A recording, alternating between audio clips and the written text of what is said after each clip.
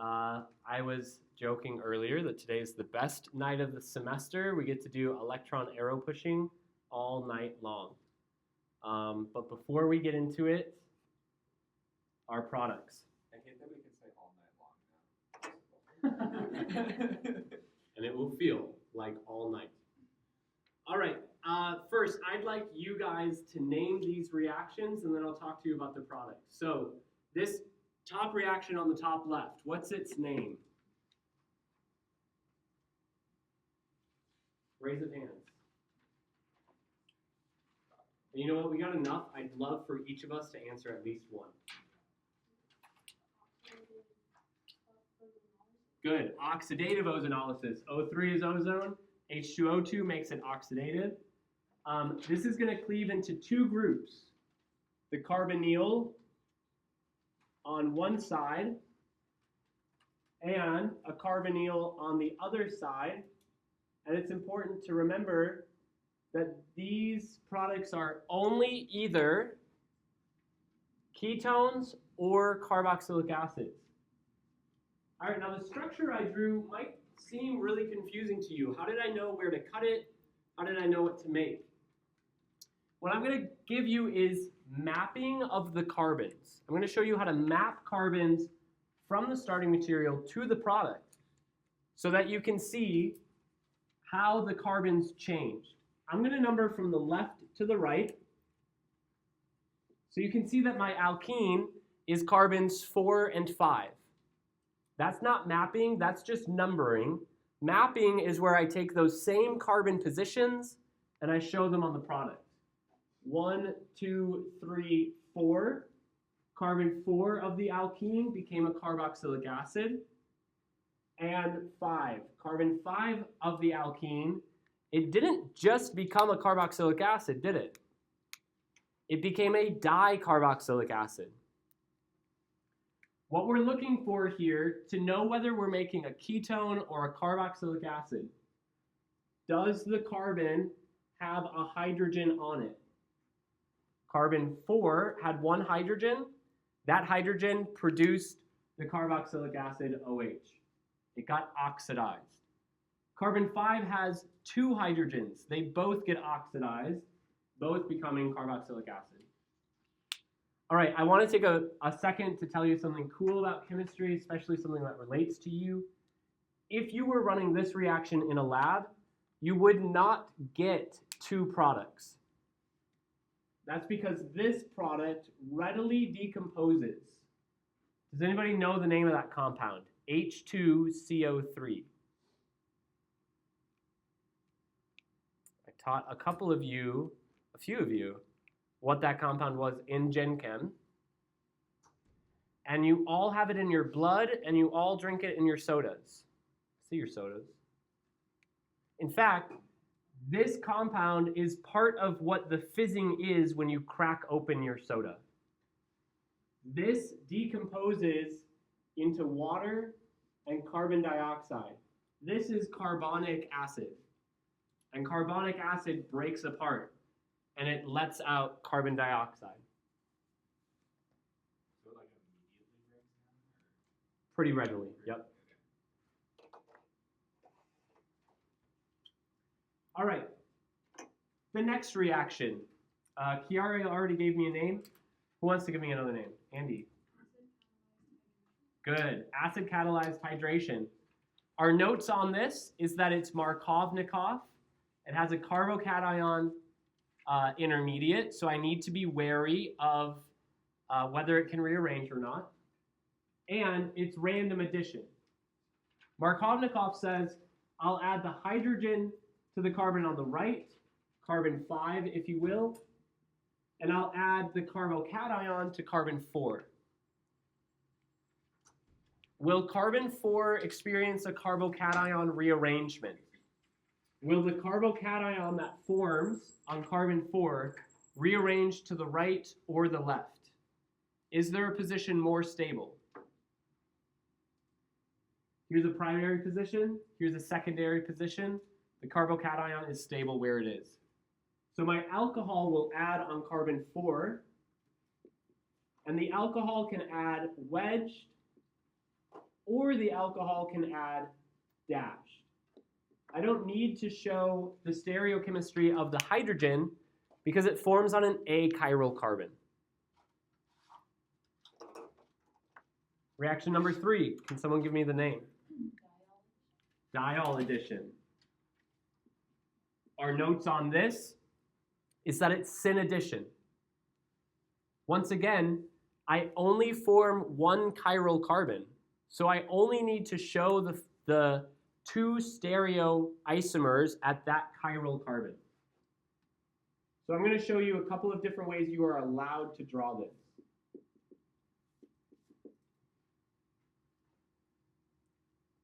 Does the way I've drawn it indicate that it's syn addition?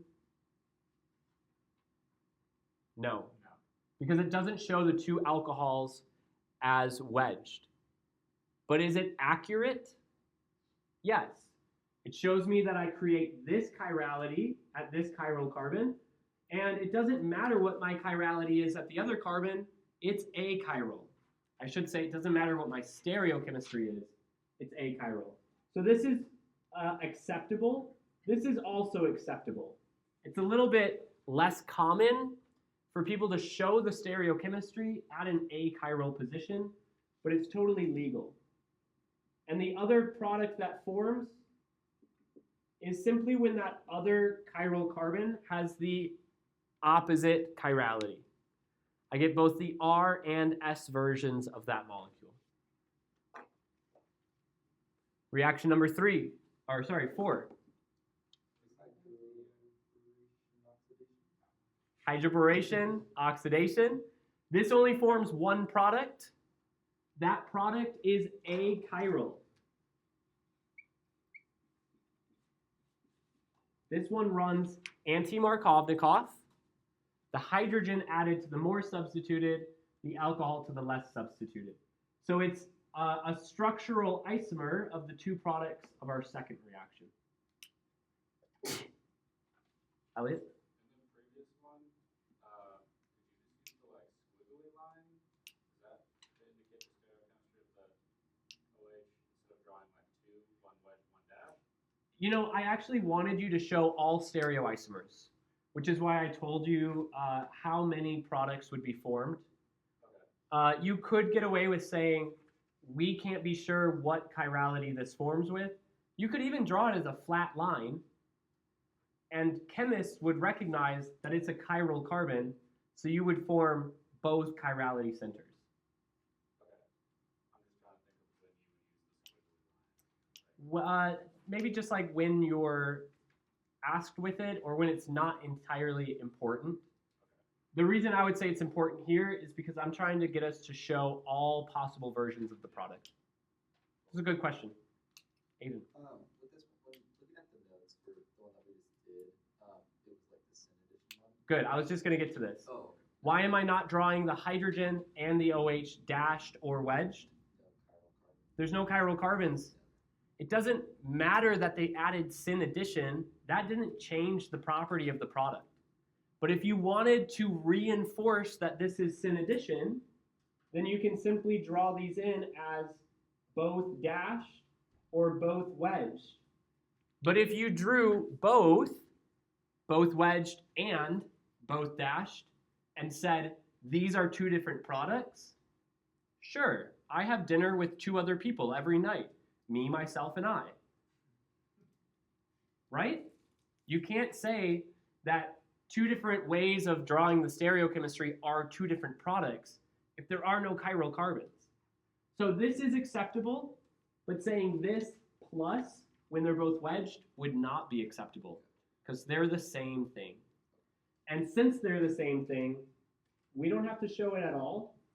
We can show it in its lowest energy conformation, which is this. Great question. All right, next reaction. Will. Isn't that oxymercuration reduction?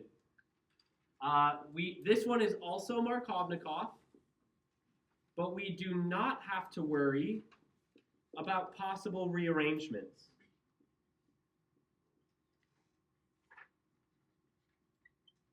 This product, or this reactant would have experienced a carbocation rearrangement if it was acid-catalyzed hydration. But it's not acid-catalyzed hydration, it's oxymercuration reduction, so it doesn't rearrange. All right, now to be fair, there is another chiral carbon in this molecule, and its chirality is not shown. So let's take a second to just make a small edit to the notes, and let's say that this methyl group was wedged. Does that change the fact that the alcohol creates a chiral carbon that could be wedged or dashed? No. But it would impact what I show on this other chiral carbon. This other chiral carbon is not involved in the chemistry. Its chirality, its stereochemistry is unchanged. So I would need to preserve that stereocenter while I show the two versions of the other stereocenter that form in the reaction. What is the relationship between these two products?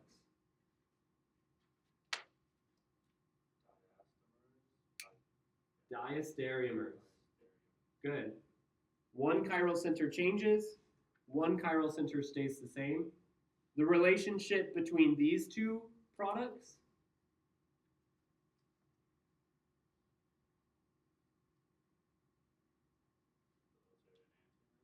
Enantiomers. Only one chiral center, and it changes. Enantiomers. Okay, I want to move up to the top. I think I've had 5 answers. Yeah? Can I get someone to name this one? What's the name of this reaction? Epoxidation. Thank you, Mel. This does create chiral centers, and that epoxide can be either wedged or dashed on the ring. Once again, we run into the same issue that I just talked about down here.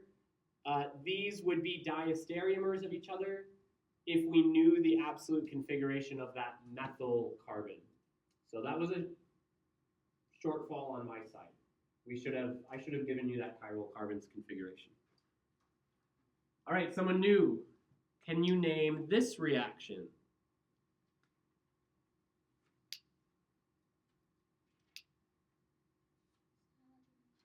Halogenation. And if you wanted to specify which halogen, could you change the word halogenation to be specific about which halogen it is? Chlorination. The halogen we're using is chlorine, so halogenation becomes chlorination. Good. We're doing chlorination, which does not have any carbocation intermediates, will not rearrange, and we get the anti-addition products. How many chiral centers form? Just one chiral center is created. There is already that one chiral carbon, and we create one chiral carbon, which is to say, I didn't need to see the dashed on this primary carbon. I didn't need to see the wedged on this primary carbon. It's exactly like this situation. This is good because it reinforces for you that these are anti-addition products, but they don't have to be shown on achiral positions. All right. Underneath this, Peter, hydrogenation. We're adding hydrogen. This one produces 2 products. The notes on this reaction is that it is syn addition. So the 2 hydrogens will always be on the same face, both wedged or both dashed. But we often don't draw the hydrogens, which means I look at the stereochemistry of the methyl groups and I can infer that the hydrogens are on the same face.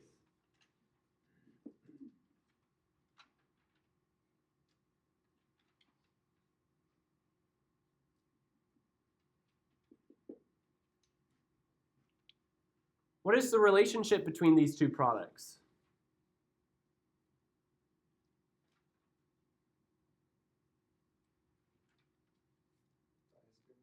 Diastereomers. There's a chiral carbon in the molecule that is unaffected by the chemistry of the hydrogenation. That methyl group stays wedged no matter what. But then there are two other methyl groups that become part of chiral carbons after hydrogenation. They go both up or both down. Yvonne, do you want to name this one?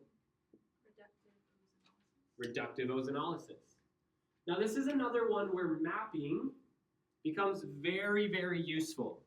I'm going to number the two carbons of the alkene on opposite ends of the molecule. Remember, I'm not doing nomenclature numbering, I'm mapping. So I'm going to start at one carbon of the alkene.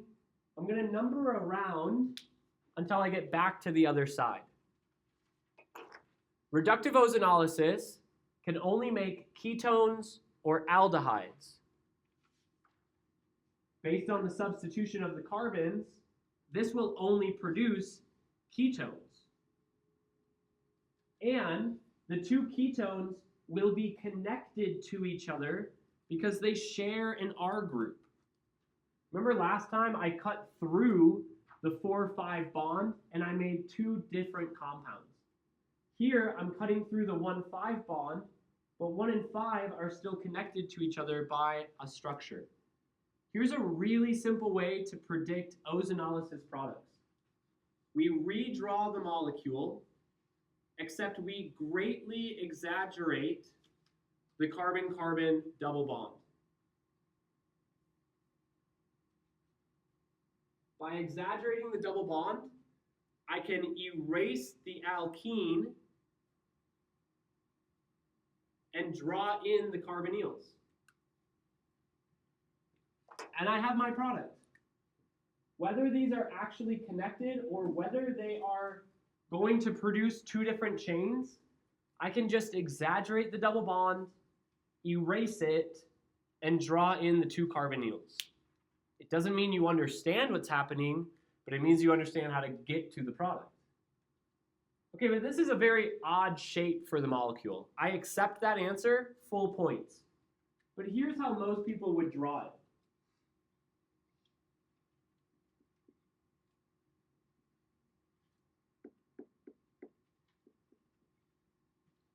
So you're just like unfolding the ring, basically? Unfold the ring. Yeah.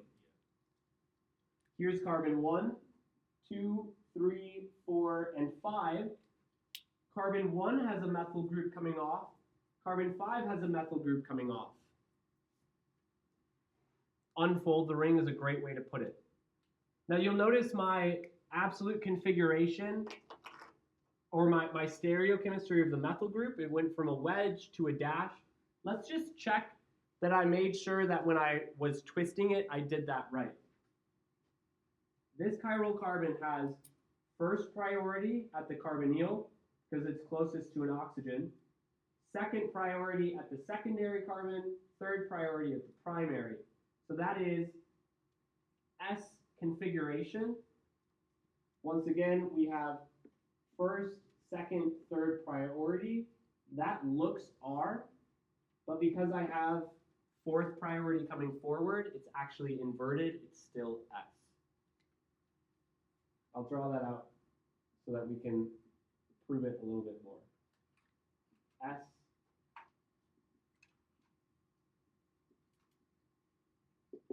R, R. Okay, we've got two left. And they both have a ton of products. So I'm actually going to draw these off to the side because I've really used up my space here as much as I possibly can. You know, I'm scared to ask what this is after that one word. We've been debating this for Let's not even question. Those are two hearts. an unfortunate amount of minutes. They're in love. All right.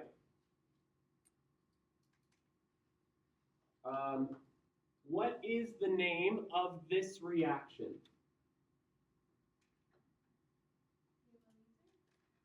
Halo ether addition. Very good. What are our notes on halo ether addition? It is anti, and the solvent always attacks. Which carbon is more substituted on this alkene?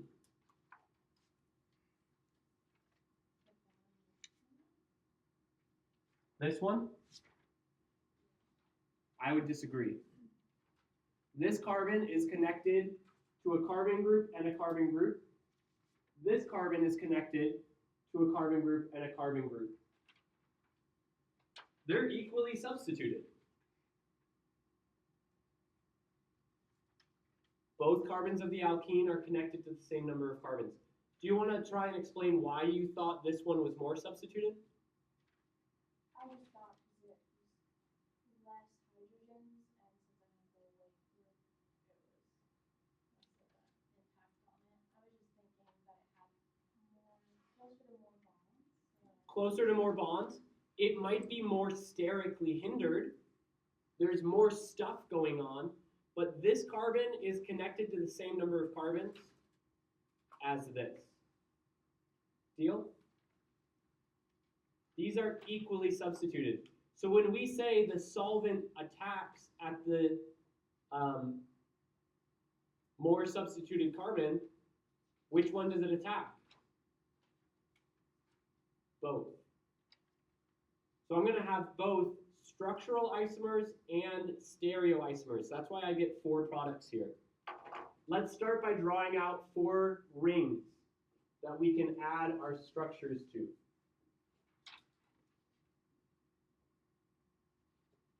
That methyl group that is already shown wedged, that is not involved in the stereochemistry at all.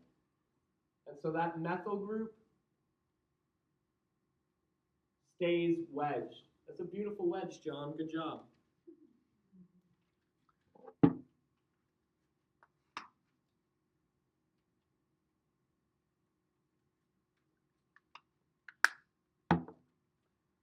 This is where we have some choices in how we decide to draw which products first. Let's say that the solvent attacks the carbon on the left. And let's say that the solvent ends up dashed on the carbon on the left.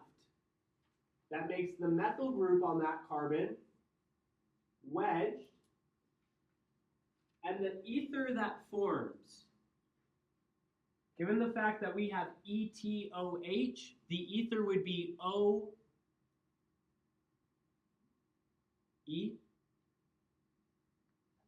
ET. OET. You could also draw the 2-carbon chain if you wanted to, but the abbreviation makes it a little bit easier to draw. That means the bromine has to be on the right-hand side, and the bromine needs to have what configuration? Is the bromine wedged or is the bromine dashed? So the ether is dashed and the bromine is dashed. They're syn addition.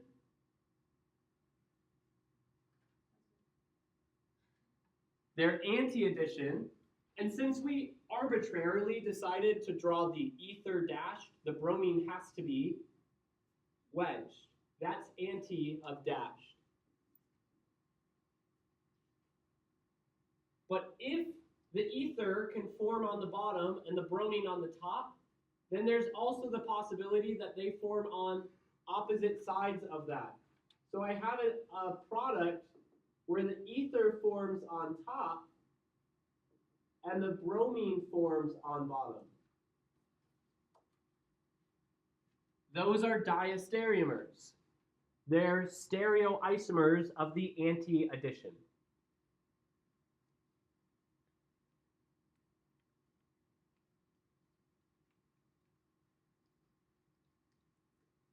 But since we said the solvent could have attacked either carbon, we have to do the same thing on these other 2.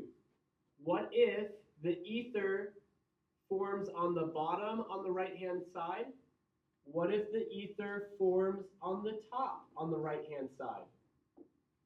Then the bromine is on the top on the left, or the bromine is on the bottom on the left. Gets a little cluttered.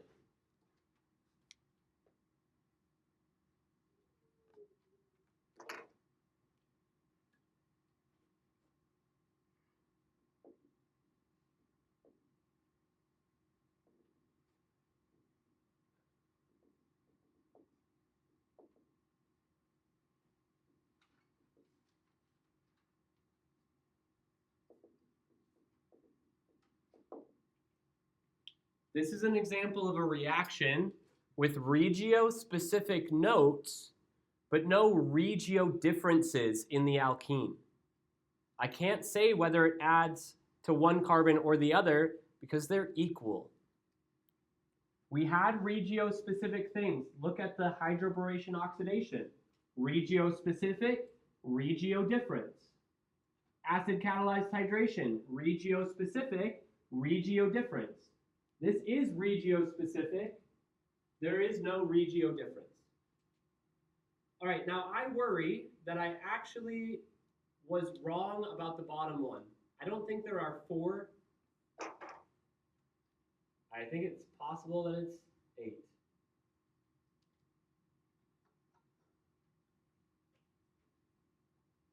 So one last person who hasn't answered yet, please give me the name of this reaction.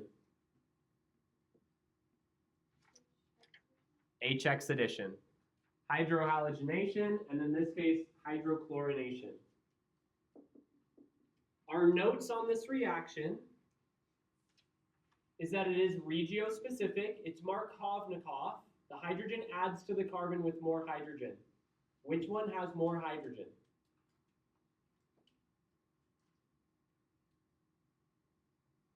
Neither carbon has any hydrogen. So once again, it's a regio-specific note, but there's no regio difference between the carbons. And again, hydrogen adds to the carbon with more hydrogen so that the carbocation forms on the more substituted carbon. Which carbon is more substituted? They're equal. And there are no rearrangements here. If the carbocation forms on either of these tertiary carbons, tertiary is as stable as it's going to get. It's not going to rearrange to any other tertiary carbon because that's not more stable. All right, so let's run the situation if hydrogen adds to the left and chlorine adds to the right.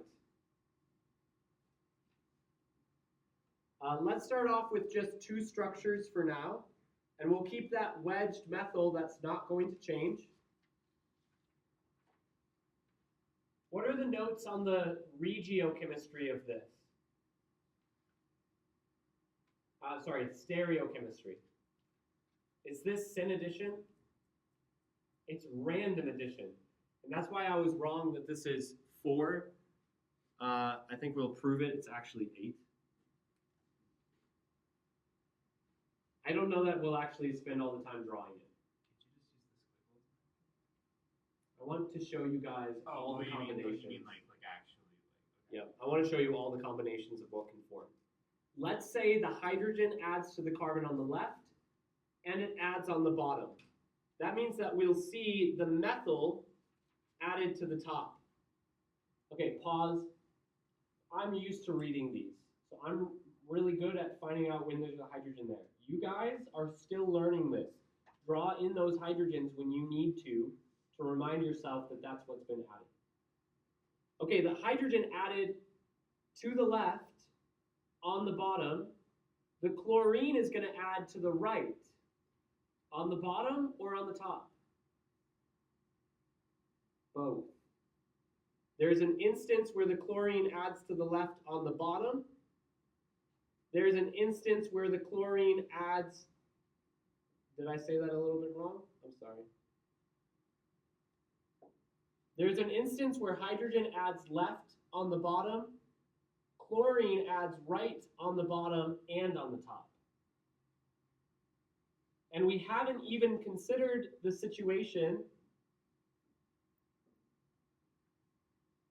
where the hydrogen adds to the top on the left, and the chlorine also adds randomly.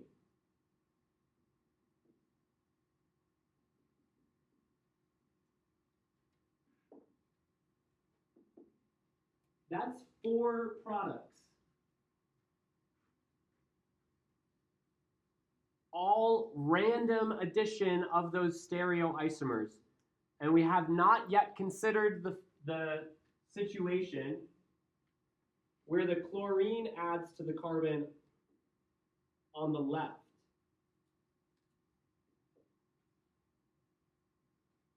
So in this case, I think I'll just draw a methyl group and a squiggly chlorine.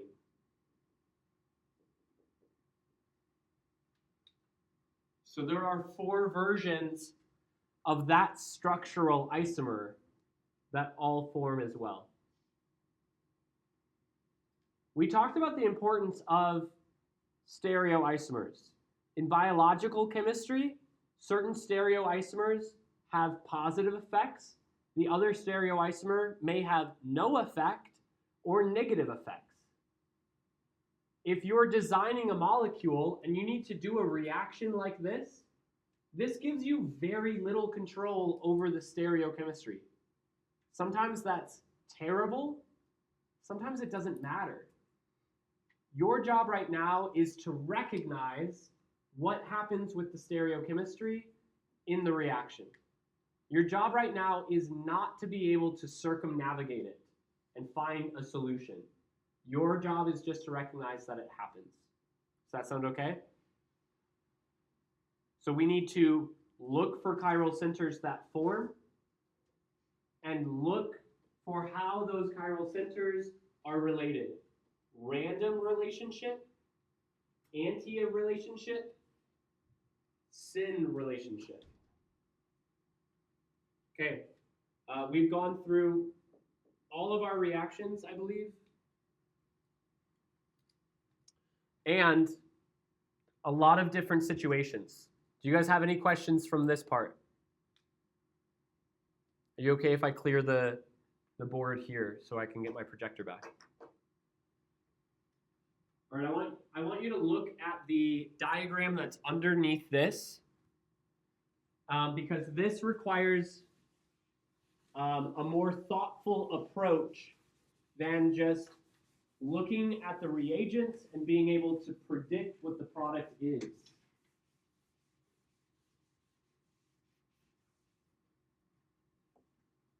This is something of a roadmap problem. We've got one central molecule that can be converted in 4 different ways. And we're given pieces of information.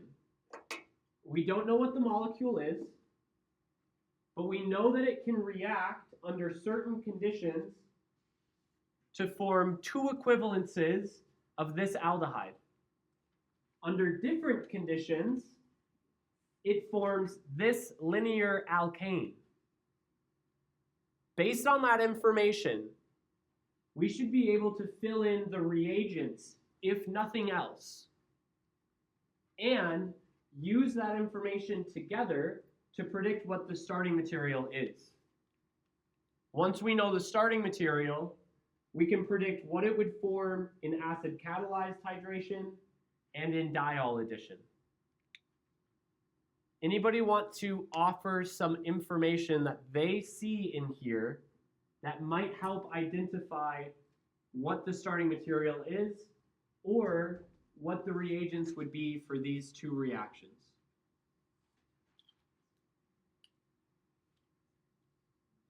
Yvonne. The 2 aldehydes from the reductive ozonolysis. Beautiful. What gave it away? The 2 aldehydes. Good. None of our other reactions formed 2 aldehydes. And we know that there are not aldehydes in the starting material because otherwise this product would have aldehydes as well. But we know that if there is a structure with a long carbon chain, and an alkene in there somewhere, reductive ozonolysis will cleave that alkene and make them aldehydes. Great work. I could have put O3 and DMS. I chose to put O3 and zinc so that you guys remember there's different reagents that do the same thing. Does that give you enough information to work backwards? Or do you want to try and predict the reagents needed to go up? Which of our reactions produces an alkane? Okay. I was gonna say, I think it's enough to work backwards. Okay.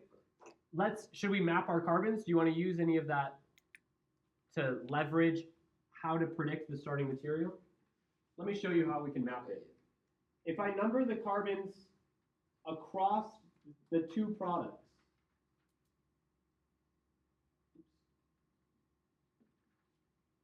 carbon 1 is methyl, carbon 2 is tertiary, carbon 3 is carbonyl. Carbon 4 is carbonyl, carbon 5 is tertiary, carbon 6 is methyl. What were you going to say about working backwards? Just fit the Aldehydes? aldehydes together to make the alkene. Good. Take those two carbons of the aldehydes, fit them back together. Remember I showed you how you can elongate that alkene bond and then erase it to make two carbonyls? Well, now we're just doing the opposite. We're taking those two carbonyls and we're plugging them back in. So I'm trying to bond carbon 3 and carbon 4.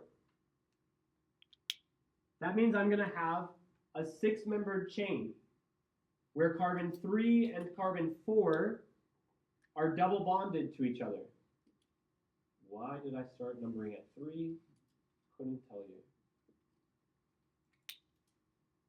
Here's an aldehyde carbon. Here's an aldehyde carbon. Those were my alkenes.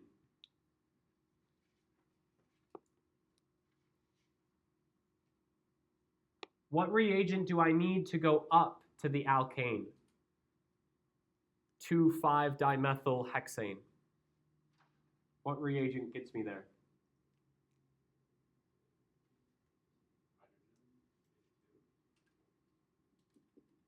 On an exam, that would give you half points. H2 alone with the alkene, not reactive enough. I need a catalyst. Palladium on carbon. Those of you in lab are going to do this next week. You're going to get a dark mixture, and it's palladium mixed in with charcoal. So we took 2,5-dimethyl-3-hexene, and we hydrogenated it to 2,5-dimethylhexane. We oxidatively cleaved it into two equivalences of 2-methylpropanol. Now, what happens when I mix this reaction with H2O and H3O+? When I take this alkene and I mix it in, let's ask this. Is acid catalyzed hydration regio-specific? Does it have regio-specific notes? Yes, it's Markovnikov. Is there a regio difference on 2,5-dimethyl-3-hexene? The two carbons are identical. Beyond that, the two carbons are symmetric to each other. It wouldn't even matter which side it went to. It wouldn't make a structural isomer. It would make the same molecule just on the other side. Does acid-catalyzed hydration have a carbocation intermediate? Let's draw it so that we can look for any rearrangements that might be possible. Which carbon should I put the carbocation on? 1, 2, 3, 4, 5, or 6?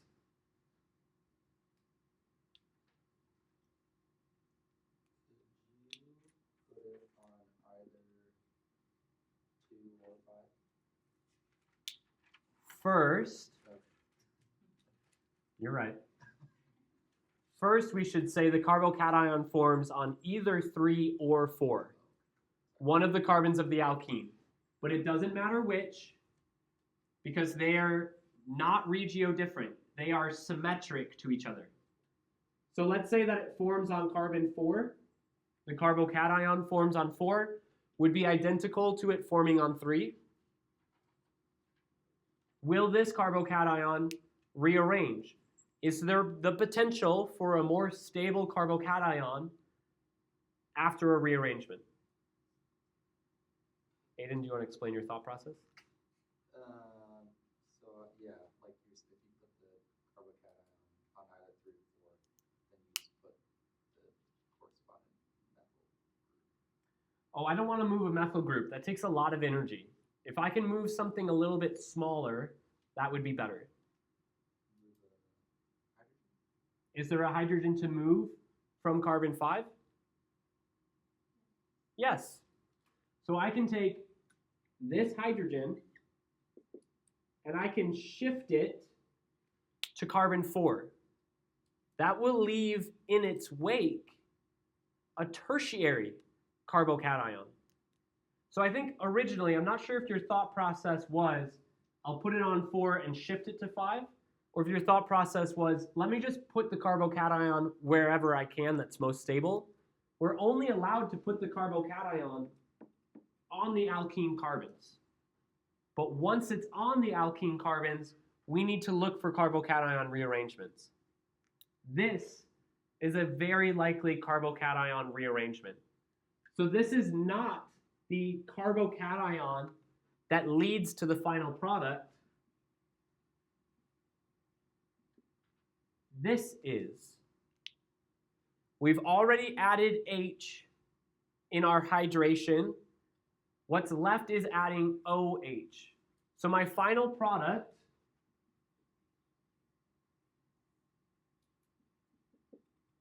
looks like this. If I had drawn the alcohol on the other carbon, it would have been the exact same molecule. Does this form with any other stereoisomers?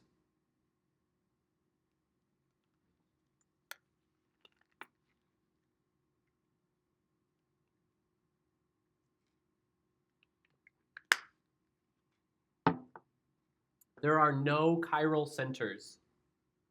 Achiral bonded to 2 methyls, achiral bonded to 2 methyls. Our one and only product. Okay, anybody want to predict the reaction with OSO4?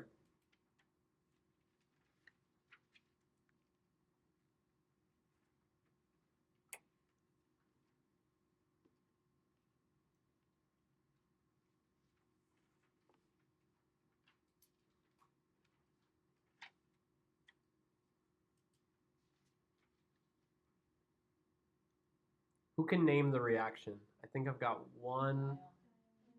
Okay, good job. So it's not any cleavage reaction, which means that I can keep my carbon chain. I'm not cutting anything apart.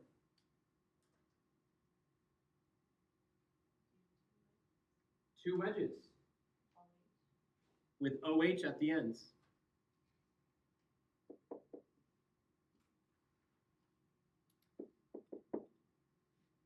Does this form with any stereoisomers?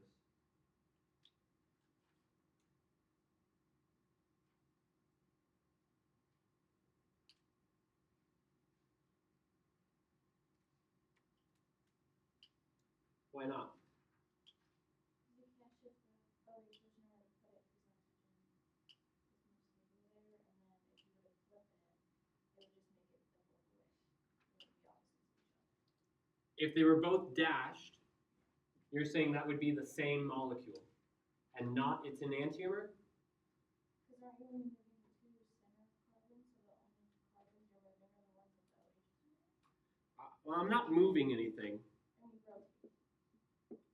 I'm not really rotating anything either. I'm just asking if they add sin wedged and if they add sin dashed, are those different products or are they the same? How can we know? If you were to rotate the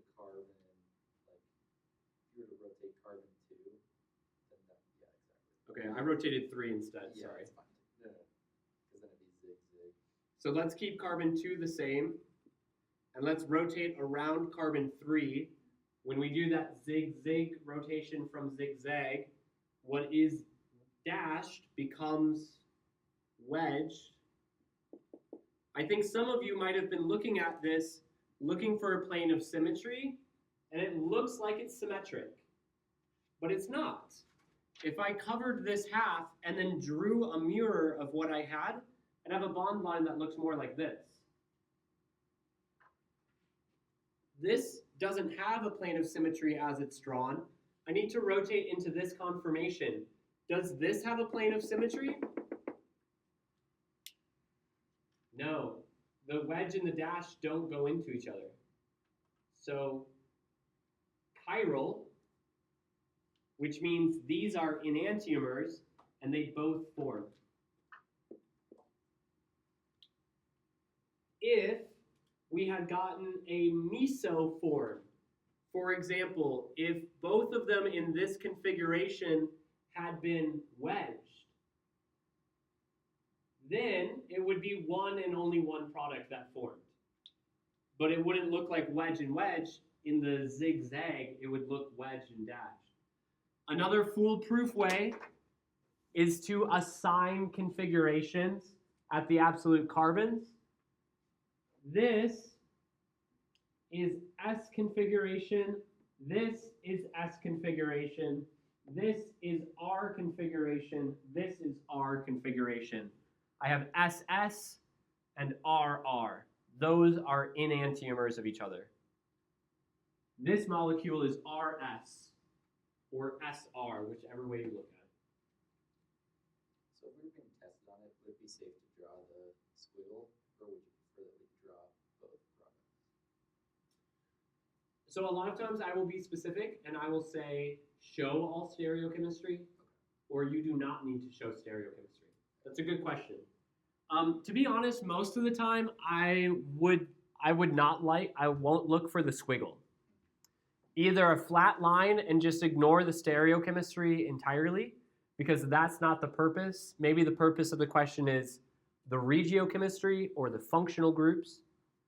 Other times I'll be specific and I will say show explicitly the stereochemistry. And the wiggle is not stereochemistry. It's inherently an uncertainty of the stereochemistry. Thanks for asking.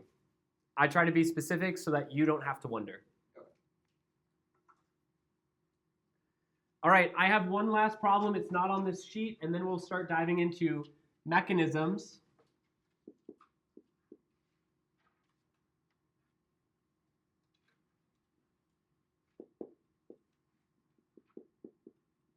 Can you give me the alkene that forms this vicinal dihalide?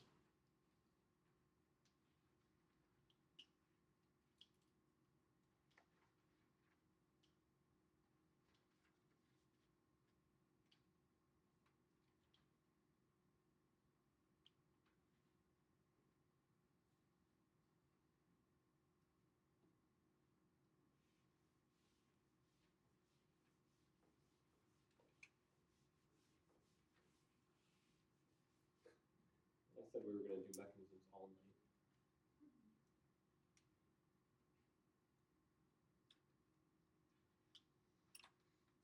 What are your options? You should be able to say that there's a small number of options.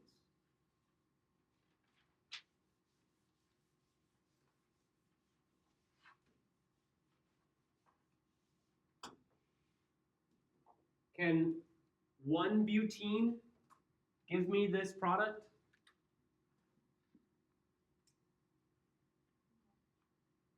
No. 2-butene can give me this product, but 2-butene doesn't exist.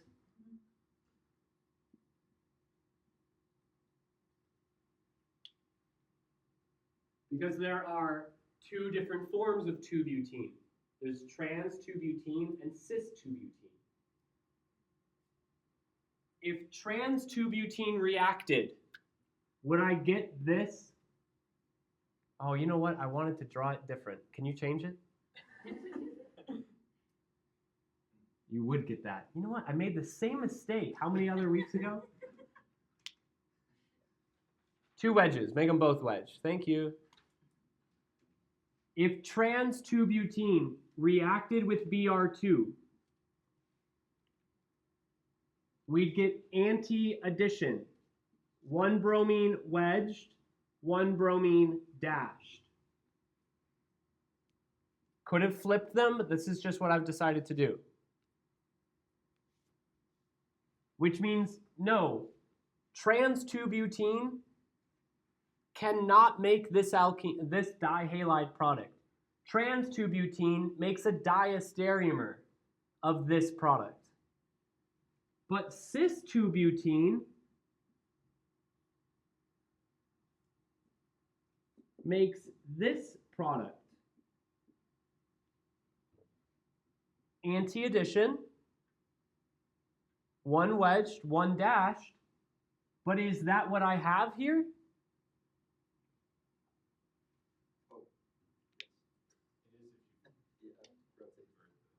Rotate through a conformation.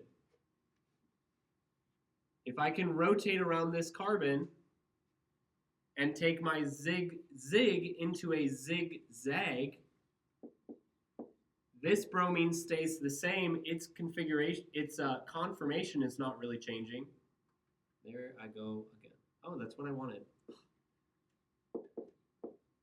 Going from a zig to a zigzag, it makes it look like I've got syn addition bromine. Moral of the story. The product you see is not always in the conformation that it formed in. This product did not form syn addition. It formed anti-addition, and it rotated into its lowest energy conformation, or into a zigzag conformation. So when you see a product, and it looks like the stereochemistry goes against your notes, rotate until it obeys the notes.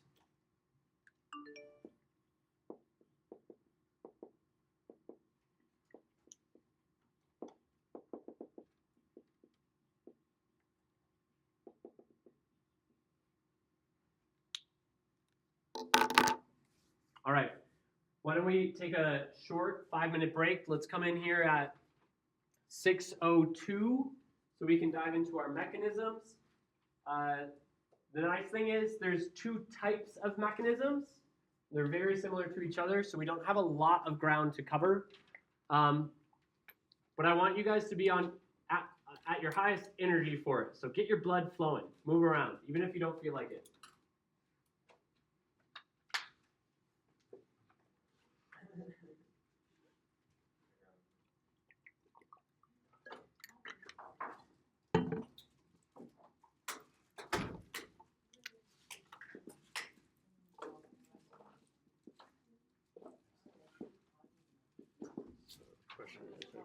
So on this one, if we did draw the methyl loop and then like wedge to dash hydrogens, Yeah. you'd still get full credit for that? Absolutely. Okay, cool. There's nothing wrong about showing the hydrogens there. Okay, because that's what I had originally. That's a good question. Okay. Nothing wrong with drawing hydrogens. Okay. Just know that in problems that you're given, hydrogens may not be shown.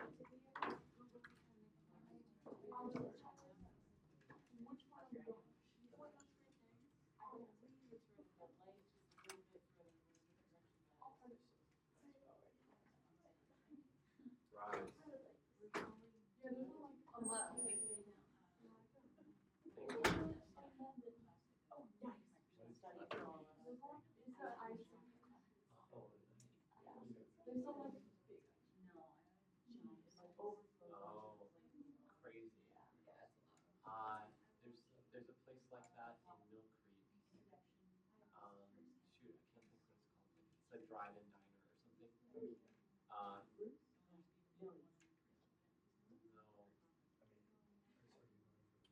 No, but I went there after I had my wisdom teeth out in January, and because my dentist gave me a free coupon for a small ice cream shake or whatever. Yeah. To like, you need cold, and you can't eat anything after your wisdom teeth are out, so you need something soft.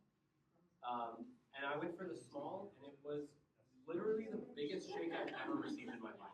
That's so funny. Yeah. Ridiculous. I can't believe I got ice cream after I got my teeth out. And it's so hard to eat. You can't feel your face. Yeah. Seriously? Shoving I was drinking my protein shake after I had my teeth out, and I drooled it out of my mouth onto myself. Can't feel anything. No, it's not. But it's a necessary process.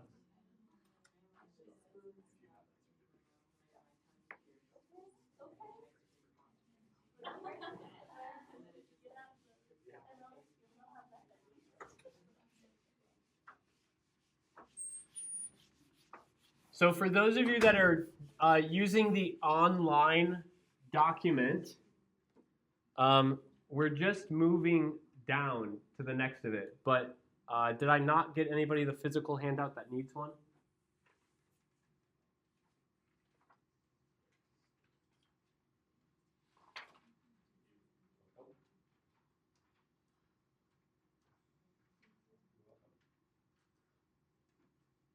All right, we're going to start on the side that has the header, Alkene addition. And you'll notice that there are steps that are numbered, but there's also 2 reactions. That is so that I can demonstrate for you how each of those steps applies to one reaction, and then you will look at the next reaction to see if you can compare it. I guess I should ask. I think I might turn off the projector, because I've heard sometimes that on the recordings the projector doesn't look very good. And even now it might be a little bit hard to see, so I'm going to draw this by hand up here. You guys know this is my first semester giving handouts in class. I used to just draw everything and expect everybody to copy it down. It slows me down too much. So by giving you guys this, I've noticed I'm able to get through a lot more information quicker. All right, we're going to start with the HX addition mechanisms.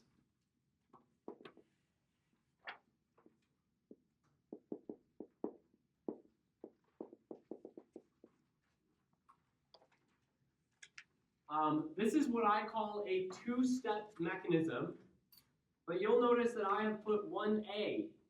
That's because sometimes carbocations rearrange, sometimes carbocations don't rearrange.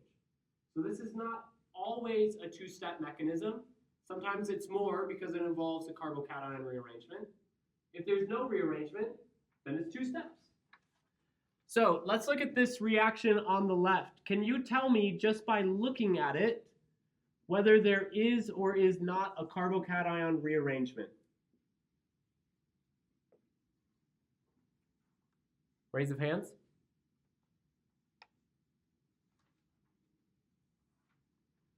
Raise your hand yes if you see a carbocation rearrangement.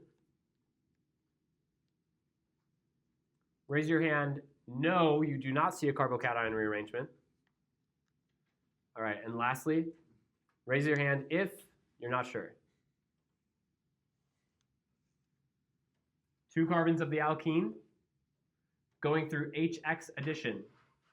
Do the H and the X add to the 2 carbons of the alkene? No. The X adds to a carbon that is not on the alkene. That kind of structural change can only happen by a carbocation rearrangement. So this product forms by a carbocation rearrangement. The first step in this mechanism is an acid-base step. You might also call this protonation. We've talked about this before. Why is it called protonation? H plus is a proton. In order to show this step, I need to break the acid bond, the HCl bond. I need to have this explicitly shown. If HCl is an acid, what is the base?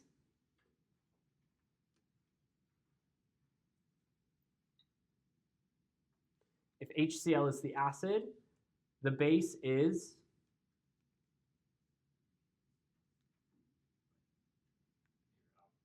the alkene. That's it. The pi bond of the alkene.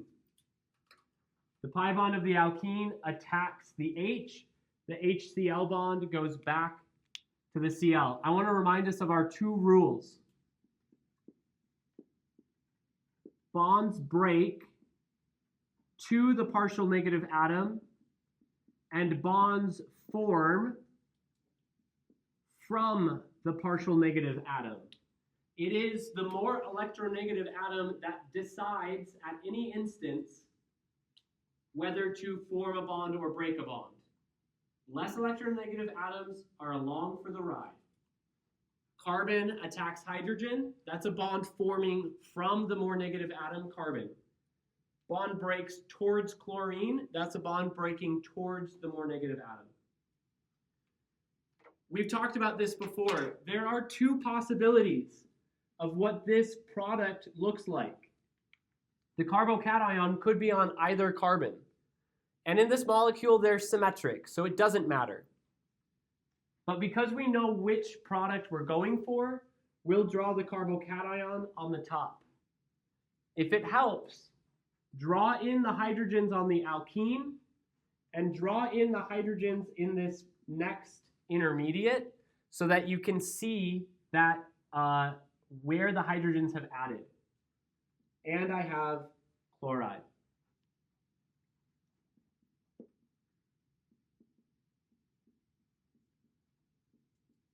Now I look for carbocation rearrangements. By the way, I want to address one thing on your sheet.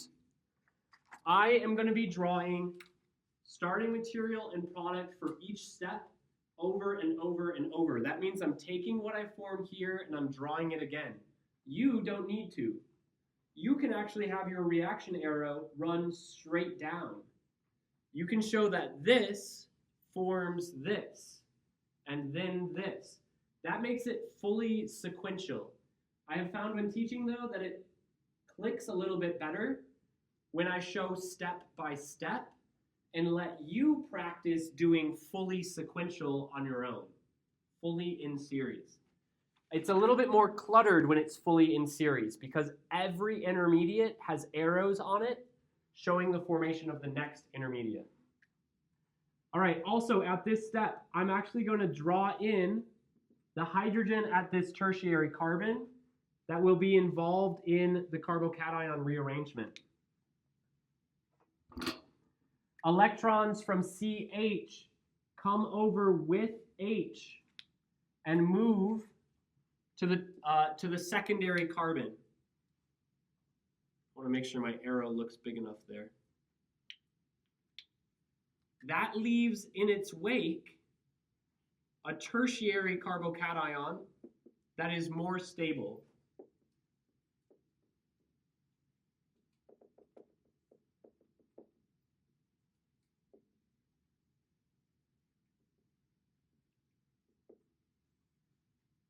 Once again, draw in all of your hydrogens if you need to so that you can see where the hydrogens are moving. This had one hydrogen at the carbocation position. It now has two. Yes, sir. Yes, ma'am. Yes, ma'am. That's fine. May I get a sheet of paper? You can try. I can. I'm so sorry. No, you're good. You're welcome. Please call me that. You can call me ma'am too. I will respond to it. That's pretty great. I'm not gonna lie. You're welcome. Okay, nucleophilic attack. Bond is going to form from the more negative to the more positive, chlorine attacks the carbocation. Now I have my final product. 3 steps. By the way, I say 3 steps like it's something cool.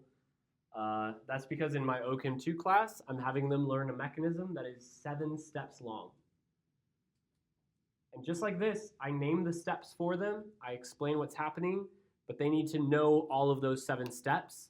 You need to know 2 with the possibility of a 3rd. When you're ready, look at the reaction on the right-hand side. Try to solve the 2-step mechanism. Does it have a carbocation intermediate? Does it, or sorry, of course it does. Does it have a carbocation rearrangement that goes in the mechanism?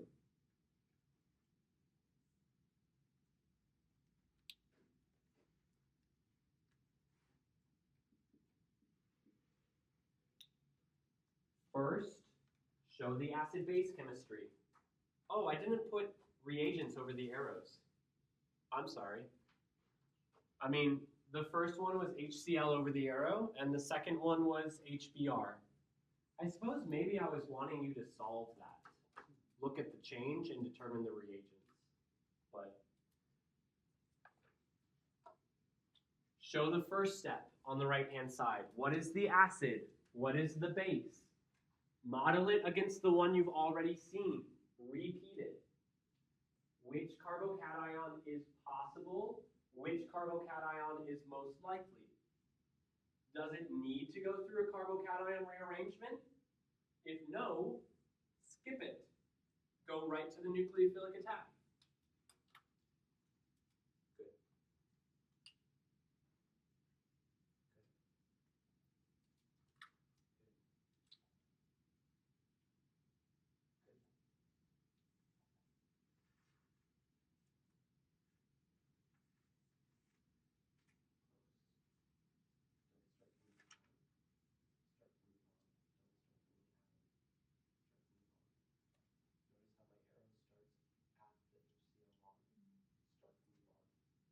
When you start from an atom, there's no electrons there. When you start from the bottom, those are the electrons you need. Good.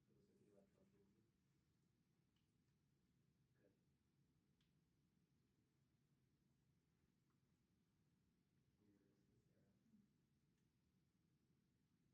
And draw an arrow that starts from right to left. Yes. Yep. Good. Great. Good job. Off to a good start. Carbon reform a carbocation here. We'll use carbons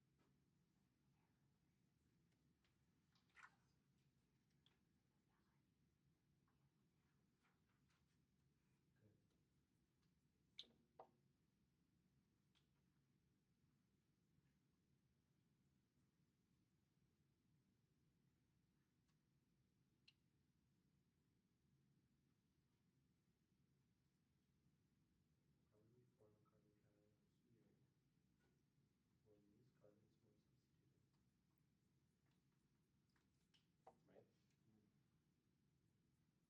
Good. That's the carbocation. Do we need to rearrange? Is there anything more stable? So we skip the rearrangement and we go straight to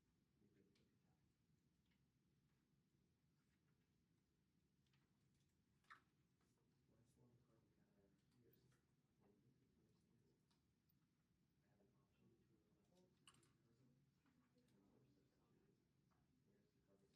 stable, I have an option between a less substituted carbon and a more substituted. Where's the carbocation more stable? More substituted. So draw that one. When you have it. Did we talk about step 2 yet? It is HX addition. And the H. Correct. Correct. I'm just completely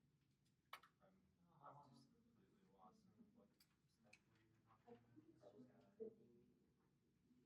You're right.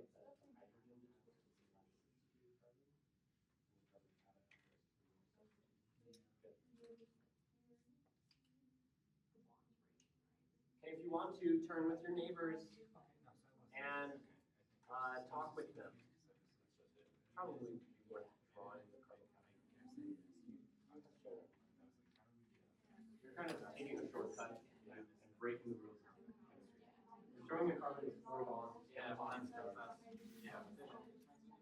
If it was that carbocation, There's not a countercurrent. There's not a countercurrent. but you have to show the bromide and you can't say bromide has sodium active structure while it's also in the acid base reaction. So show the halide, show the carbocation, show the reaction. Good job, Andy. Good.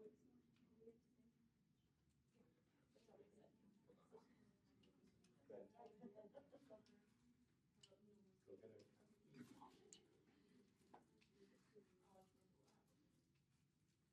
Yeah, okay. You don't have your arrows.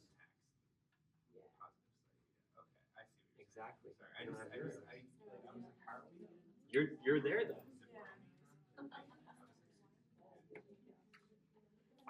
A secondary carbocation is stable, but a tertiary carbocation is more stable, and all it requires is moving a hydrogen one position. That will happen. Like that. So we have to. Great job. All right, I'm going to demonstrate this mechanism fully in series rather than stepwise. So our alkene and our HBr react. The alkene is the base, HBr is the acid. HX addition is Markov-Nikov. Hydrogen adds to the carbon with more hydrogen.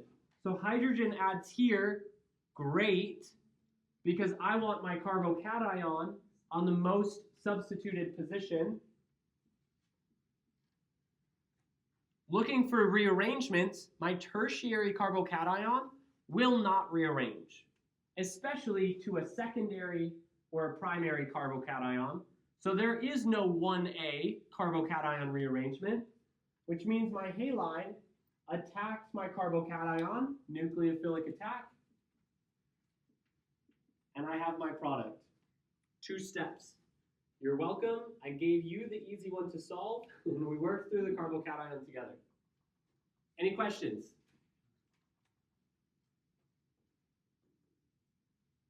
All right, our next mechanism is the acid-catalyzed hydration.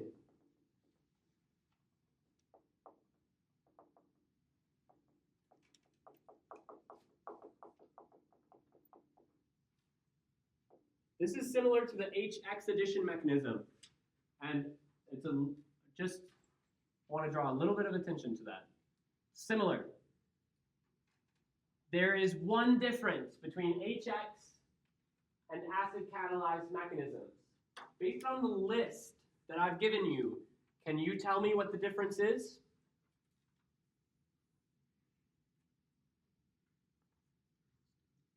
What? There's a third step.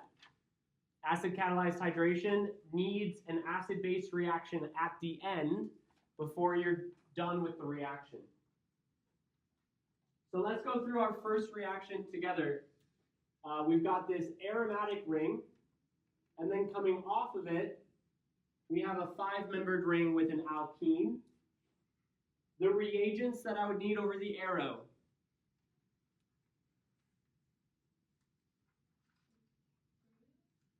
H2O and H3O plus. H3O doesn't exist, H3O plus does.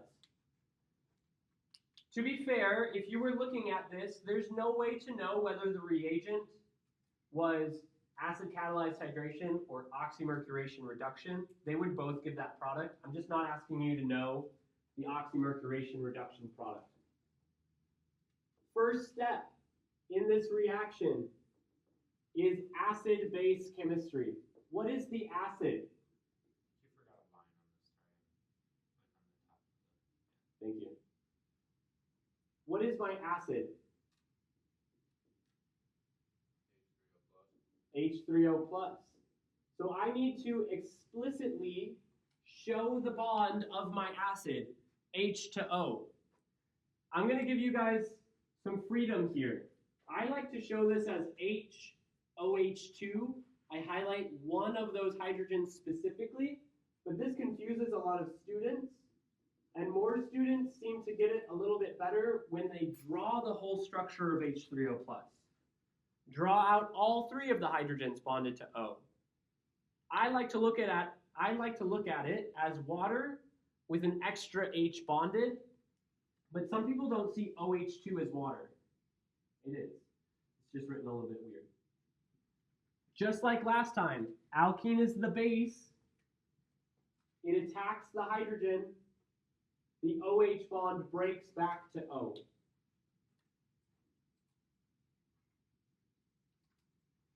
This reaction is regiospecific Markovnikov. H adds to the carbon with more H. Carbocation forms on the more substituted carbon. So where does my carbocation form? Secondary or tertiary?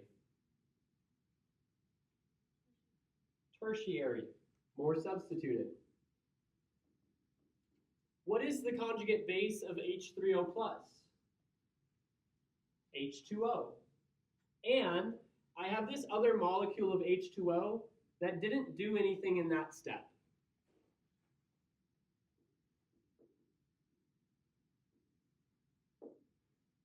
Is there a carbocation rearrangement? No. It's on a tertiary benzylic carbon. That is the most stable it can be.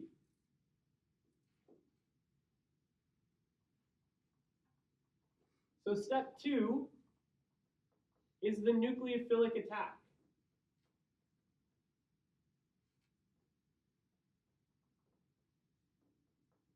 In my last reaction, it was the halide conjugate base that acted as the nucleophile. What is my nucleophile now?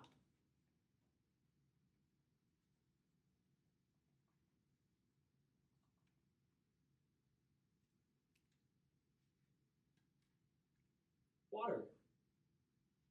Water acts as my nucleophile, which means the carbocation serves as the electrophile.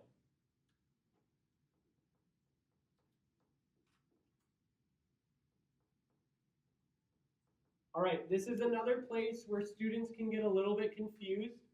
I like to draw this as OH2 plus. Not to mention I still have this molecule of H2O floating around. But some students would like to see this drawn out. Once again, highlighting the fact that that oxygen has 3 bonds going to it. And if you're going to do this fully in series, you have to show at least one of those bonds for the acid-base step that comes next. So maybe it's not a terrible idea to draw out both of those bonds all the time. 3 bonds to oxygen, positive charge.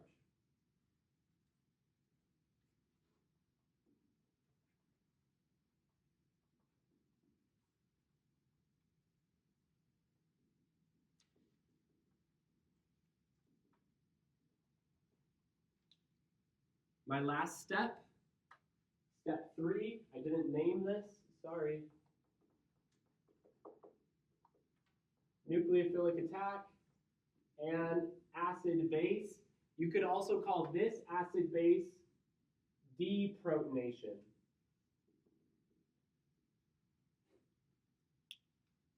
That's because this time my organic molecule is not being protonated, it will be deprotonated. Can you tell me what is the acid, what is the base?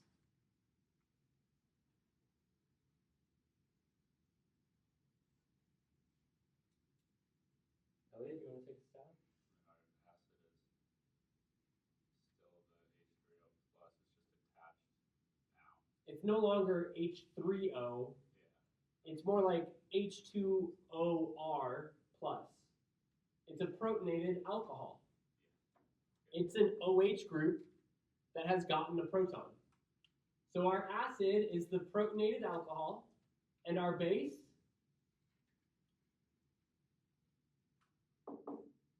Water. Water deprotonates one of the hydrogens from the protonated alcohol. Water takes the H, the OH bond goes back to O. Now I have my alcohol. What is the conjugate acid of H2O?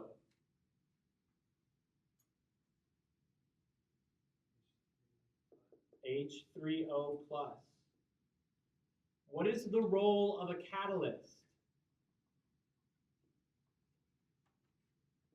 A catalyst is neither consumed nor produced in a reaction. Which means if I start with H3O plus, I have to end with H3O plus. I started with H3O plus in my first step. I produced H3O plus by the end. H3O plus is the catalyst. Good. Otherwise, that'd be a terrible name. Wait, how does H2 act as a catalyst? Oh, H3O plus is balanced by an anion. Okay. So maybe it's balanced by sulfate, HSO4 minus. Okay. H3O plus exists. But yeah, but like not. You just can't buy a bottle of it. You can't capture it. Yeah. Separately. I was just confused. So if you ran downstairs and asked a lab professor, can you run this reaction? They wouldn't grab you a bottle of H3O plus. They'd grab you a bottle of sulfuric acid or acetic acid or tosylic acid. But this is what actually happens. Correct. Why is it more stable? Sorry, I could have worded that better. It's okay. Why is it more stable for the charge to get dumped off of the, your like ring structure back into H2O? It's not. Why does it do that? Those two have about the same state. So there is an equilibrium between the two. They both exist. What you would need to do after running this reaction, like you guys did last week, you'd need to do basic workups. You'd need to deprotonate this whole system. Are you in the lab? You'd need to deprotonate this whole system so that you could get a neutral product. This last step is not favored by equilibrium. Some will exist, but not all of it will get there. But during your aqueous workups, that's when you can push all of it to the deprotonated step. It's a good question. All right, you have a mechanism there that you can try. Tell me, does that reaction involve a carbocation rearrangement?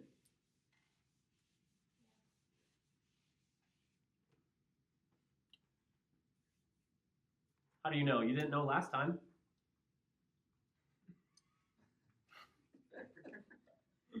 Sorry, that came off wrong.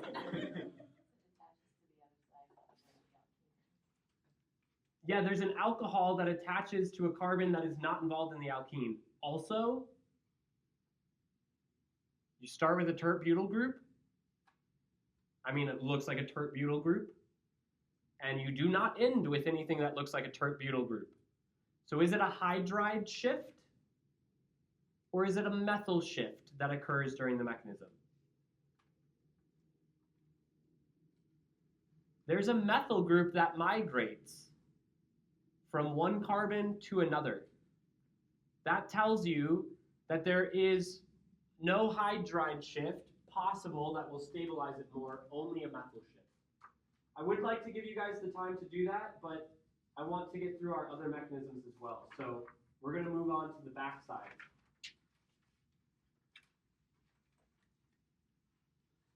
What does this first one remind you of? Doesn't it remind you of that reaction I just gave you?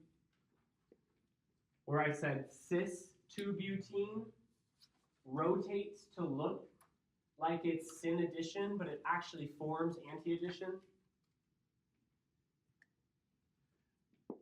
Step 1, in the reaction with halogenation, draw out the this adds bromines. Draw out the halogen-halogen bond. This bond is important.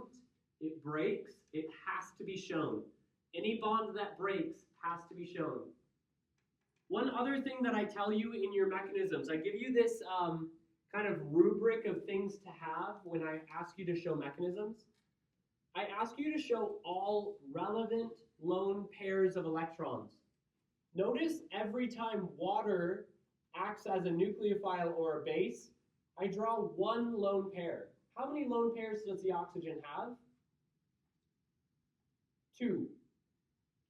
But only one of them is doing something. So I don't need to draw both. I just need to draw the one that is doing something. But if it helps you, draw both. The same thing is true for our halogens here. How many lone pairs on each halogen?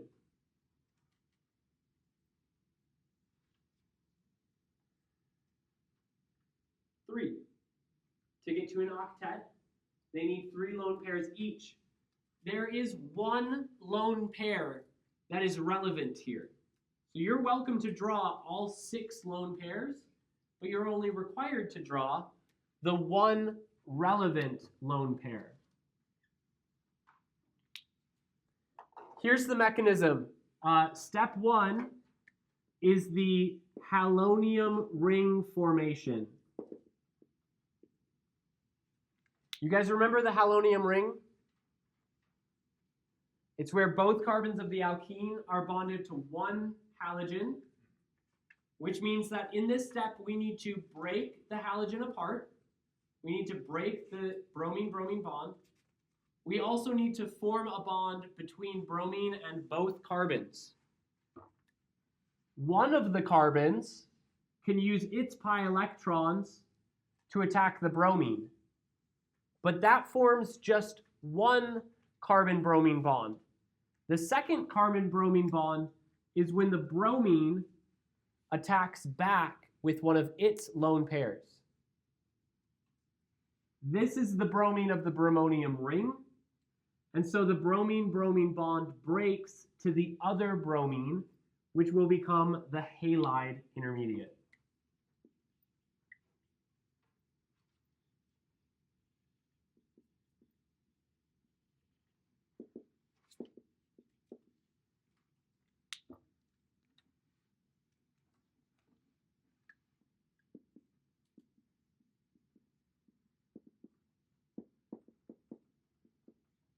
Why did I choose to draw it wedged and not dashed?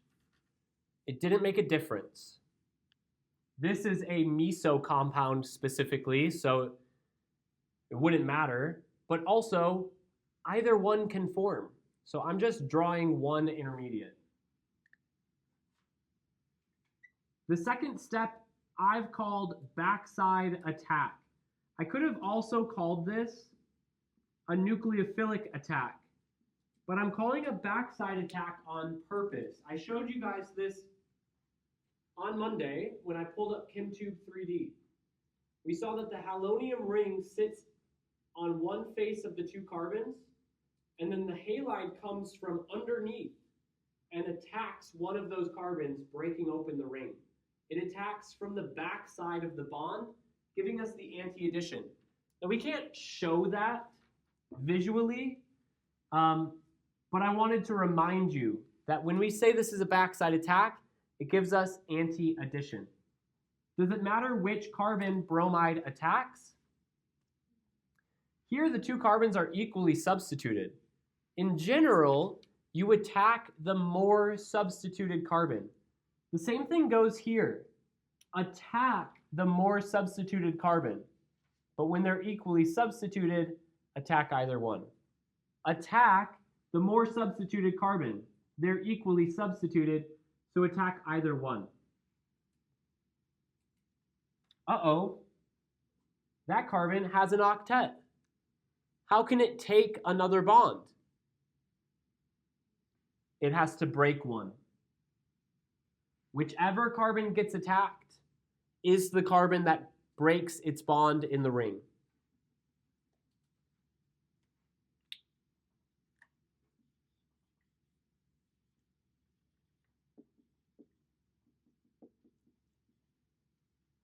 If you gave me this, full points. despite the fact that it doesn't show the final product in the same conformation that I've shown it to you as. But who cares? I'm not asking you to show me the mechanism to get to this conformation. There is no mechanism that gets to this conformation. That's not a step. That's just it existing and rotating. Done. But if you wanted to show it, a rotation around this bond goes from zigzag to zig-zig, which makes the anti-addition product look like a synaddition. It's not synaddition. It's just in a different conformation.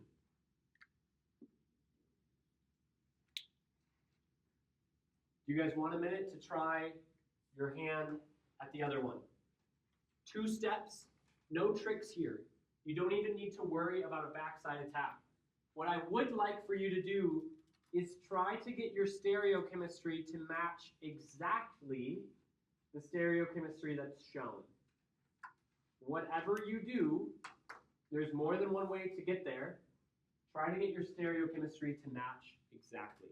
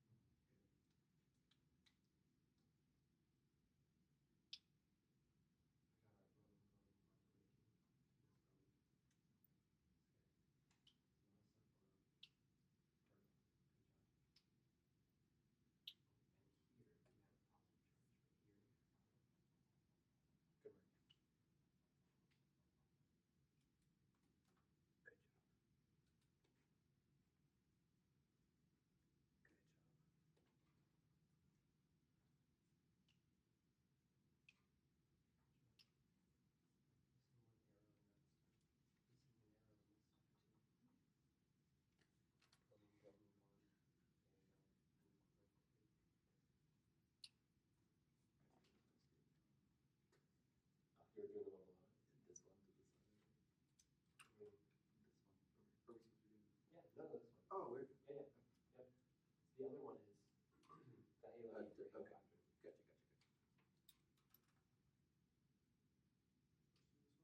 Yes.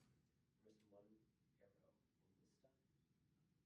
the product you've shown here doesn't agree with the arrows you showed. Yours says no, we do. It's whatever we want it to be. Good. But you're saying chlorine attacks carbon, and carbon attacks chlorine, so both carbons should be bonded to the chlorine to make the halo. Yep.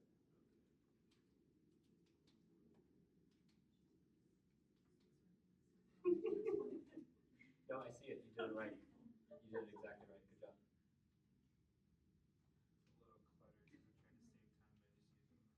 I get it. You did it right though. Good job.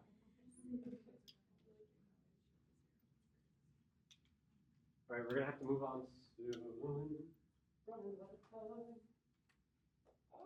I'll tell you what, this is the most time I've ever given students to practice. great job, and you got the stereochemistry one. Perfect.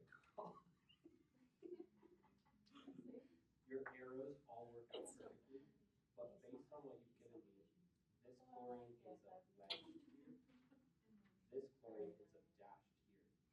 So we could flip that by having overly different.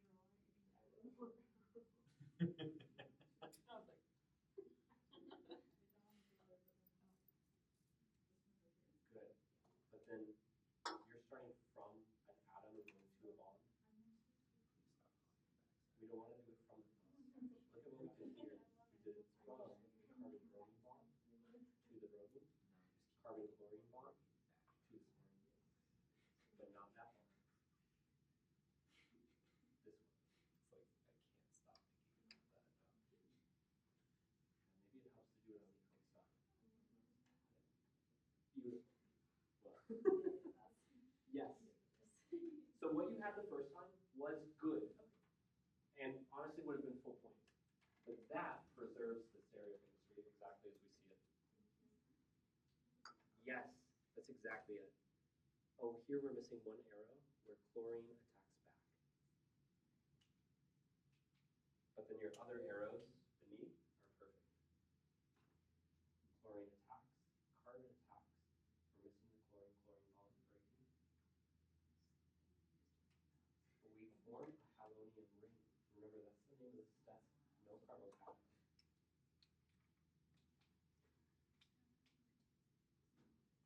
Well, you can't. These are enantiomers. So have this chlorine attack here instead and break this bond instead. Or show the intermediate as dash and attack at the same spot. You've got two options. Good. Perfect. All right, guys, here is our mechanism for this one.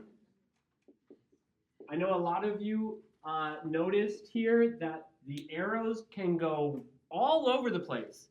You can draw arrows halfway across your page. You don't need your molecules to be drawn next to each other. You don't. It is totally acceptable. But if you want your arrows to be a little less cluttered, then we can draw the chlorine on this side. It looks kind of flipped from what we had before, but all the same arrows. Lone pair attacks carbon, pi bond attacks chlorine, chlorine breaks off. I have two options here. My halonium ring can either be on the bottom or it can be on the top. It does not matter. But if we're aiming to keep the stereochemistry of the product, now it matters where my halide attacks. The product I gave you has a dashed chlorine on the bottom carbon and a wedged chlorine on the top. Can this chlorine ever be wedged? No. Now that I've drawn it dashed, and that was perfectly legal to do, it needs to be the chlorine that ends up on the bottom carbon, which means my chloride needs to attack on the top. What did I miss in this intermediate? I missed the positive charge of my chloronium ring. Chloride attacks at the top, breaks that bond back to the chlorine in the chloronium ring. Because this chloride attacked, doing a backside attack, it was wedged. This new chlorine is dashed. Great work, by the way. You guys did terrific on that one. We've got one last mechanism to learn. Tell me the similarities and the differences between the halogenation mechanism and the haloether mechanism, or halohydrin mechanism.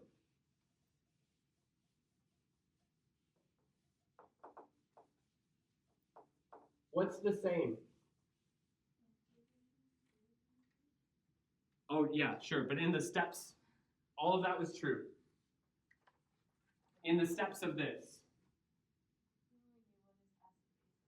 it ends with acid base. What does that remind you of?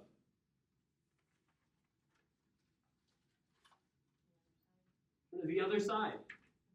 I'm giving you two sets of paired reactions. HX is just like acid catalyzed, but acid catalyzed has an acid-base reaction at the end. X2 and X2ROH, or X2H2O, haloether, halohydrin, are exactly the same, except haloether, halohydrin has an extra acid base at the end. So I'm basically asking you to know two mechanisms, but there are slight differences between them.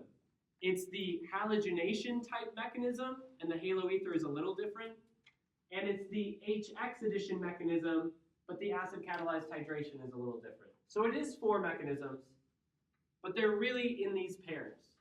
Okay, I'm going to give you guys a choice. Do you want to see the halohydrin on the left or the haloether on the right?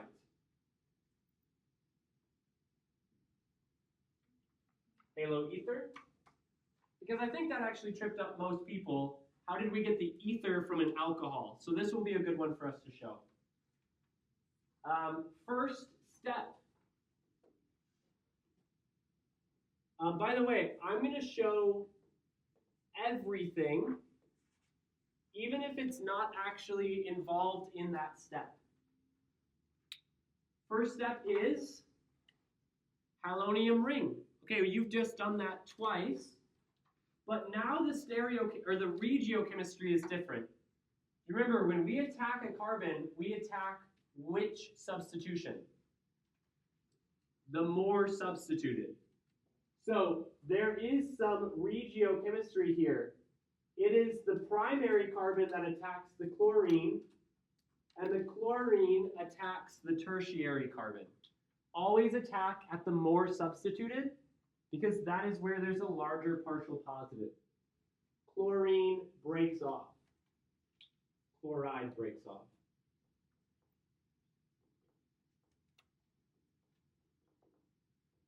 I get my halonium ring. I'm not drawing any stereochemistry on this one because the product has no stereochemistry, and this is an achiral intermediate. Step 2, backside attack.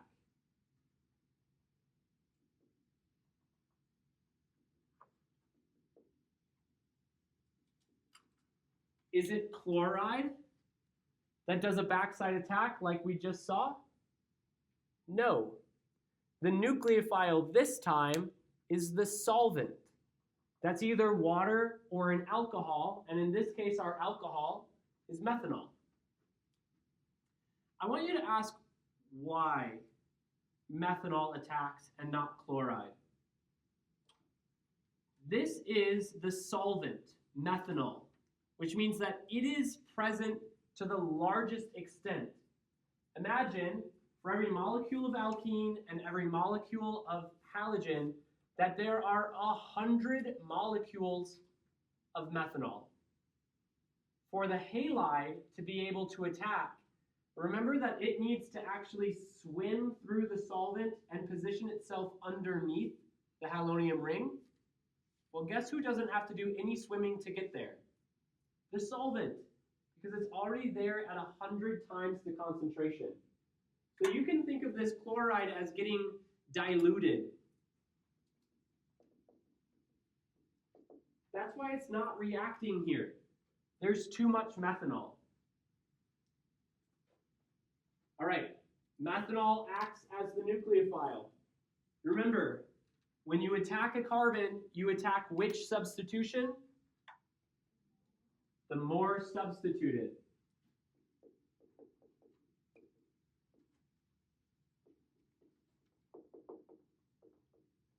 Maisie, does this agree with the regiochemistry notes that we had on this reaction? Anti-addition is stereochemistry. What was the regiochemistry of this? Do you guys remember? You've got it, right? No, the regiochemistry notes that we have on the haloether addition, we said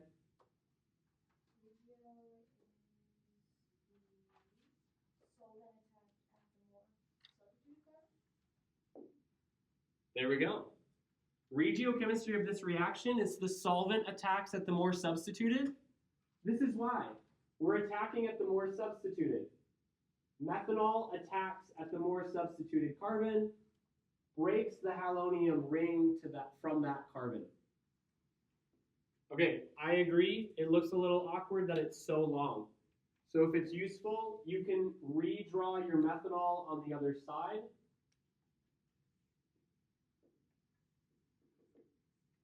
And you can have methanol attacking from here.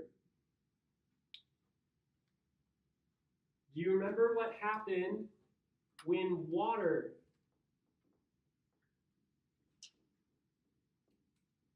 attacked our carbon? It took on a third bond and it took on a positive charge.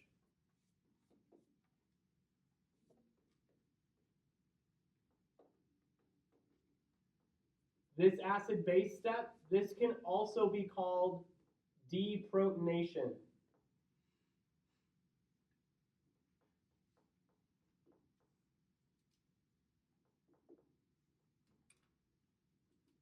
All right, I apologize. I am kind of moving my structural drawing around.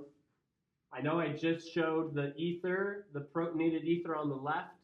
Now I'm showing the protonated ether on the right. It's all the same molecule. We're just looking at it with a slightly different perspective. Do you remember what is also present? Chloride. So the deprotonation step, chloride can act as a conjugate base to deprotonate the protonated ether. That means the OH bond is taken back to the oxygen.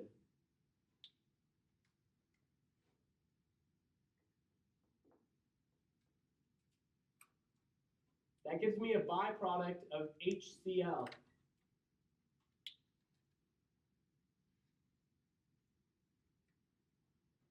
Real quickly, this isn't something you need to copy down because it's not something I'll grade you on. But we talked about the strength of hydrochloric acid as a base. Chloride as a base. Chloride is a very weak base because HCl is a very strong acid.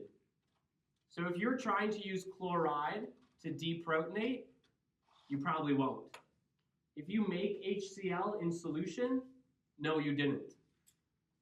So it's plausible to say chloride acts as the base in the deprotonation step. That's not impossible. It's more plausible that methanol, a different molecule, remember there are billions of them in this reaction, a different molecule of methanol acts as the base and leaves me with the byproduct of protonated methanol balanced by chloride ion, or the methonium chloride salt. That's more plausible, but it's one option for your mechanism. Are you guys okay with the fact that we are showing on pen and paper one example of how a molecule can proceed to get to the final product? Remember the reaction coordinate diagram. It's very likely that these molecules are going back and forth throughout different stages. And then we are just trying to isolate them at that final stage. On your unit test this weekend, part B, you have both predict a missing product from a reaction and show the mechanism for a reaction. I want you to pay attention to the instructions on the mechanism. Some will instruct you, you do not need to show stereochemistry, and some will instruct you, you must show stereochemistry. That's how the points are broken down. The points are either broken down by the stereochemistry or the number of steps. So pay attention to what you're asked so that you know what you'll be graded on, okay? And keep practicing. Have a good weekend. Good luck on your unit test. Yeah, you want to ask your question? How was it that you were able to use the solvent twice in that last one? Because there are 100 times as many molecules as solvent. So if I wanted to, I could come over here and just keep drawing solvent as many times as I wanted. And most of them aren't going to do anything, right? But they're all there. So I'm not really balancing a chemical equation. I'm just taking what is available to me and using it. Does that seem fair? Yeah. I didn't do too bad. All right, and I've taken you way over. Thank you guys for your time. Enjoy your weekend. Good luck on the unit test. I'll see you on Monday so we can talk about how it went.